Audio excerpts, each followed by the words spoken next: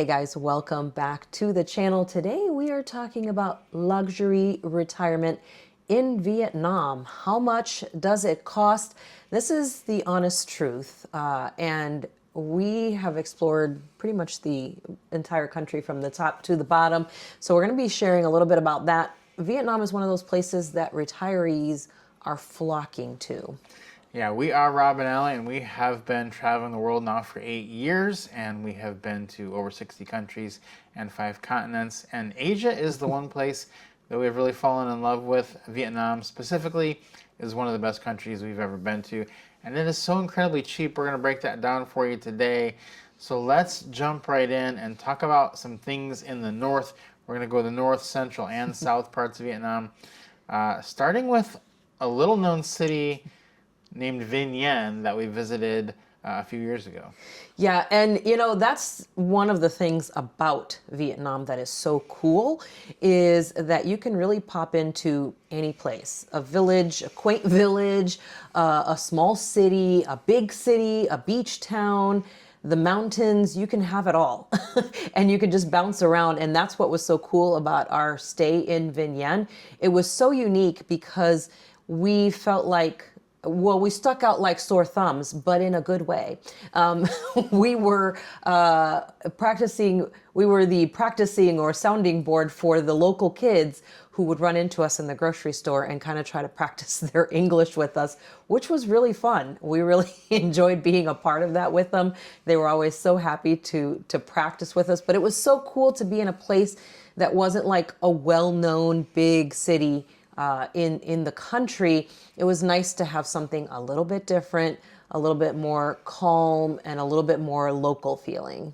Yeah, and we stayed in Vinh at the Crown Plaza, which is an IHG property, and it can be had for as little as 8,000 or 9,000 points per night, depending on when you go, depending on if you're there high season or low season. So it becomes very affordable at those rates because we do purchase IHG points, and 8,000 points works out to about $40 a night worth of points, and if you multiply that times 30 for a month, that's $1,200. And you could definitely live way cheaper than that in Vietnam, but as we're going through these items, we want to remind you that this is luxury living in Vietnam, and this hotel is amazing. Even if you're paying $50 a night for it through points, it is so incredible. The breakfast that we got with it, the gym that they had was amazing, the pools, everything, the service, the staff, top notch. Yeah, and I think that that's one of the hotels and the hotel points really come into play a lot into our travels. We shared a lot about how we retired to hotels here on the channel. If you haven't seen those videos, you can go check those out. But one of the great things is when you get status at these hotels, your experience at those hotels becomes even better, and the savings pile on because, as you mentioned, because we had a high status and we had lounge access, we could get the breakfast included with our stay, as well as afternoon tea and what they called hors d'oeuvres and drinks in the evening for free, plus the use of the lounge, which was great. It was a space where we could use to get some work done if we wanted to, or just go up and relax and enjoy the views of the city. So it really ups the experience to stay at the hotels. It does, because we basically stayed there, for about $1,500 for the month. And we did get most of our meals included in that. We did eat out a couple times in the city, but there really wasn't a ton of places to go. So we didn't eat out terribly much. There was a grocery store next door. We spent some money there, but really we were getting luxury living all in for less than $2,500 a month, and that was pretty amazing. Now moving on to Hanoi, it does get a little bit more expensive for luxury living, but still incredibly cheap and an incredibly great experience. Yeah, and I think what's interesting in Hanoi is that it's a big city with a small city feel because it's broken up into the different kind of neighborhoods that you can go in. And it's so great because if you want to do tour stuff, you can. If you don't want to do tour stuff, then you can stay away from those areas and it could be more of a local feel. That's what's really cool, I think, about Hanoi, is that it has so much to offer for those who are staying for long term or for those who are just passing by and want to see some highlights of it. I think that's cool. Plus, I also love the fact that in Hanoi, you've got pretty much all the cuisines available to you. Like, in Vinh Yên, like you mentioned, we didn't have a ton of, food options there because it is more locally. If you're doing this full time like us or long term, even if you're doing 6 month trips at a time, you're going to want some different cuisines than the local cuisine. We eat it plenty. It's really nice to be able to have other options, like, if we wanted to have Italian, or if we wanted to go to a steakhouse, or if we wanted to have tacos, you could do all of those things. In Hanoi, all of those were available, not just one, but like multiple choices of each of those. So I think that was pretty cool about Hanoi is, again, you could go as far as the budget. You could eat for, $2 from a food vendor on the street, or you could eat for way more of that if you wanted to get some, really fancy steak at a steakhouse. All right, for lodging in Hanoi, there are Airbnbs available there. You're looking at some of the Vin Homes properties, which are really nice high-end condo communities. Those are going to run you about $800 to $1,000 a month, maybe $1,200 if you get a real fancy one on Airbnb. Otherwise, you can stay at some of the nicer upscale hotels. We stayed at the Landmark 72, which is an incredible intercontinental. And that one, we paid about 14,000 points a night, which is about $70 a night. So you're in that $1,000 to $2,000 range for luxury. Now, when you are at the Intercontinental, this is full service breakfast. If you have the status, we got afternoon tea. We got dinner, and it's a full dinner. You don't need to eat again. So if you're staying at the Landmark 72, basically for that $70 a night we paid on points, it is basically your housing and all your food, unless you just want to go out. So really nice luxury options there. You probably wouldn't want to do that for the full month, so there are Airbnbs there, but just some great options in Hanoi. Yeah, Hanoi really did have, like we said, so much to offer, and it really just depends on what you're looking for, which neighborhood or what hotel brand you would go with. But what I love, again, about the hotels is that, everything is basically included. You don't even have to clean because they come and do your housekeeping for you as well. And once you have these statuses, you get your meals, and especially at your IHGs, almost all of them that we've experienced that have had, either a small meal or a full meal, like at the Landmark 72 available to you. But another place in the north, very popular, very beautiful, is Halong Bay. And this area was just so beautiful, and it had a little bit of a city feel to it, but also kind of village feel to it because of the bay. It was just it's just really what kind of wraps up the whole area. When you're in this northern part of Vietnam, you are very close to the Chinese border. So if another thing that comes into play is if that's something that you're interested in, that would be not that far away, especially from Halong Bay. I think the Chinese border is like 45 minutes from the bay, so that's pretty cool too. We did love our stay in Halong Bay though. Yeah, we stayed at the Vin Pearl, Halong Bay, which probably of all the places we stayed in Vietnam was the most luxurious. It is on a private island in the middle of Halong Bay. You take a boat to get there, a private boat, and it's pretty spectacular. I'll just say that. We did splurge and get the executive suite while we were there, and that's like a room that overlooks the bay. We did also get, because it was low season when we went, they had a deal where you could include all your meals. Pretty lavish buffets, breakfast, lunch, and dinner. And all in, it was $133 per night for the executive suite and all of our food. And, that's luxury living at its finest. Like, this is way more luxury than you would ever expect to have in your normal life. So $133 a night, that averages out to about $4,000 a month. So you can spend more than $2,000 in Vietnam.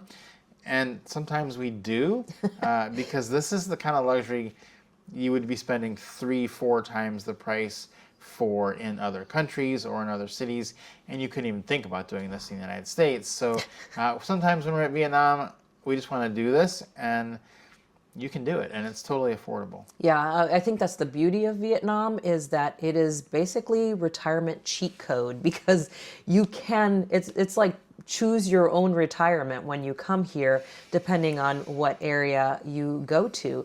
And for those that love the beaches, the central area is going to be the place for you. If you're thought of retirement and you're like, I'm not going anywhere that doesn't have a beach, then the central area is the perfect place for you, especially in places like Da Nang and Hoi An. These are two places that are right at the beaches and really have a lot to offer, but are each a little bit different too. Yeah, this is the place in the country where it's probably the most economical. You do have some high-end hotels. We stayed at the Voco, we've stayed at the Hilton, we've stayed at the Crown Plaza in Da Nang, and those are running well under $100. I mean, we're looking at about 10,000 points a night, so about $50 a night worth of points. And the other thing is there are a lot of Airbnbs in the central area, and they're pretty nice, and they are quite a bit cheaper. So you're looking at $600 to $800 a month for a pretty nice Airbnb in the central area. And then on top of that, all the food, everything else is also cheaper. So this is definitely the cheapest region.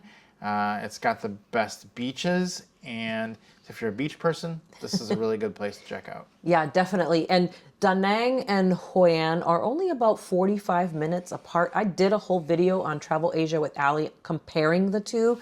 For those that are trying to make a decision, briefly just know that Da Nang is a bigger city and is where the international airport is located.